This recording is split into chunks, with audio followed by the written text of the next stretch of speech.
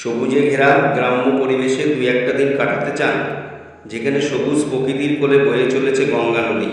কলকাতার অনতি দূরে, অথচ শহরের কোলাহল থেকে অনেক দূরে, শান্ত নিরিবিলি পরিবেশে গঙ্গার পাড়ে কলকাতা থেকে মাত্র 100 কিলোমিটার দূরে এমনই এক রিসর্টে, যেখানে রিভার ফেসিং কটেজে থেকে শুয়ে বা বসে নদীর দৃশ্য উপভোগ করতে করতে কাটিয়ে দিতে পারেন সারাটা দিন।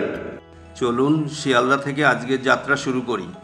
শিয়ালদা শান্তিপুর লোকালের ট্রেনের সময়সূচি স্ক্রিনে দিয়ে দিলাম। আমরা শিয়ালদা থেকে সকাল 8:50 শান্তিপুর লোকাল ধরে ক্রমশ এগিয়ে চলছি। শিয়ালদা শান্তিপুর ট্রেন ফেয়ার 25 টাকা।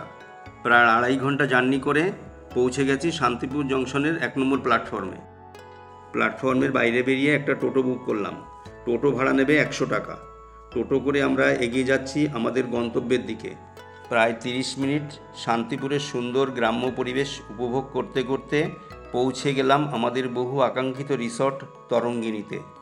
রিসর্টে ঢুকে বাদিকে গাড়ি রাখার গ্যারেজ, ডান দিকে সুন্দর অয়েল পেইন্টের কাজ, যার মধ্য দিয়ে বোঝানো হয়েছে শান্তিপুরের সমস্ত রকম ঐতিহ্য। এবার চলুন সুন্দর বাঁশের কঞ্চি দিয়ে তৈরি টানেলের মধ্য দিয়ে ভিতরে প্রবেশ করি। যেতে যেতে চোখে পড়ল আঙ্গুর ফল। জানতে পারলাম টানেলের উপর লতানো গাছগুলি আঙ্গুর গাছ। এরপরে ডান দিকে রিসেপশন। প্রত্যেকের আইডি প্রুফ শো করিয়ে রিসেপশনের ফর্মালিটিস কমপ্লিট করলাম। এখানে দুরকম পদ্ধতিতে বুকিং হয়, শুধুমাত্র কটেজ বুকিং এবং খাওয়া দাওয়া নিজের পছন্দ মতো, আর এক রকম হোমস্টে সিস্টেম বুকিং।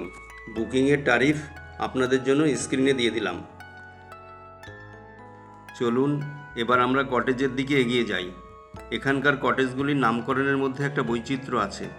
নদী এবং স্রোত এই দুইয়ের সাথে সামঞ্জস্য রেখে নামগুলি রাখা হয়েছে।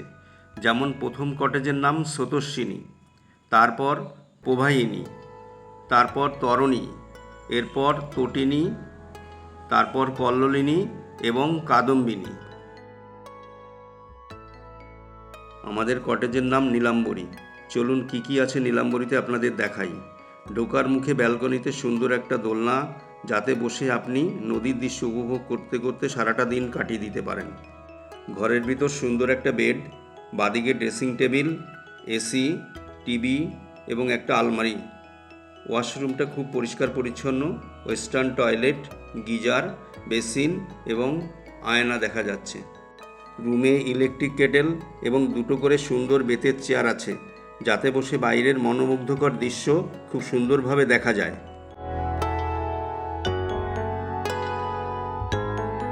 এরই মধ্যে চলে আসে আমাদের ওয়েলকাম ড্রিঙ্কস। এবার চলুন বাইরে বেরিয়ে পুরো রিসর্টটা আপনাদের ঘুরিয়ে দেখাই।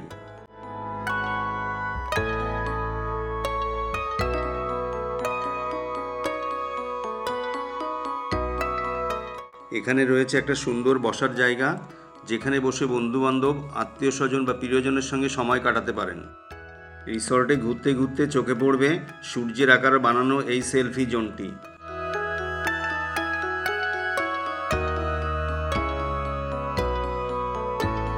এখানে আছে মকটেল শপ, পাশেই বাচ্চাদের জন্য ছোট্ট পার্ক।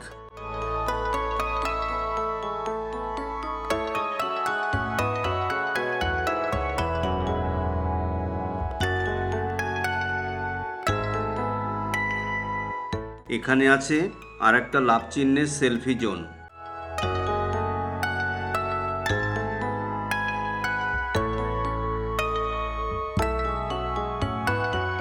এটা একটা সুন্দর বেদানা গাছ, তারই পাশে আম গাছ। সুন্দর সুন্দর আম দেখা যাচ্ছে। এরপর চোখে পড়ল আমড়া গাছ। বাচ্চা থেকে বড় সবার জন্য দোল খাবার ব্যবস্থা করা আছে।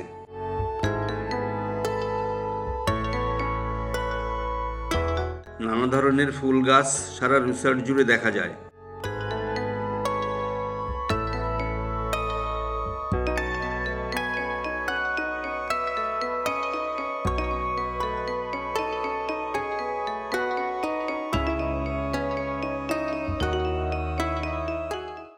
এদের অর্গানিক ফার্ম হাউসে প্রচুর লেবু দেখতে পাবেন, যে ফলটা দেখতে এবং খেতে মুসম্বি লেবুর মতো, কিন্তু রিসর্টের লোকদের কাছে জানতে পারলাম ফলটার নাম মাল্টা।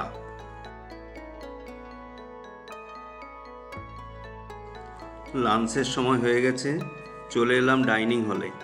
এদের ডাইনিং হলটাও খুব সুন্দর, এসির ব্যবস্থা আছে। ডাইনিং হল থেকেও গঙ্গাকে খুব সুন্দরভাবে উপভোগ করা যায়।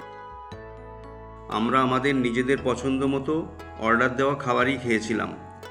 জানিয়ে রাখি, এদের ফুল প্যাকেজে দুপুরের খাবারে ভাত, ডাল, ভাজা, 2 রকম সবজি, ফিশ বা চিকেন, চাটনি, পাঁপড়, দই এবং মিষ্টি থাকে।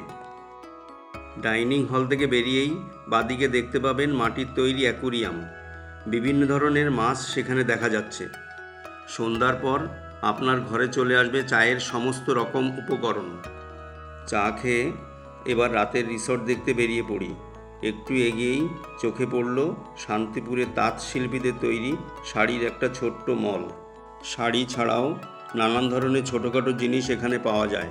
এরপর রাতের রিসর্টের পরিবেশটা একটু ঘুরে ঘুরে দেখতে থাকি। রাতের রিসর্ট এক অন্য মায়াবী রূপ ধারণ করে।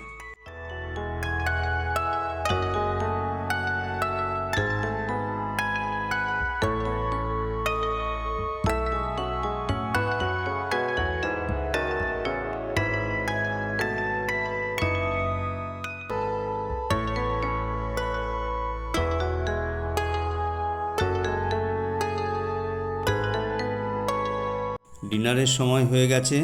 ডিনার করে আজকের মতো রুমে ফিরে এলাম।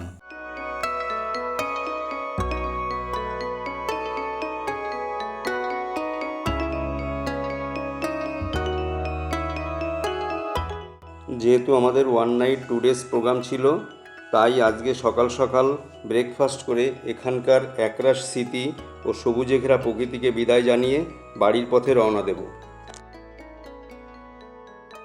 সকালের কমপ্লিমেন্টারি ব্রেকফাস্টে থাকে লুচি, আলুর দম, অমলেট আর মিষ্টি এবং চা।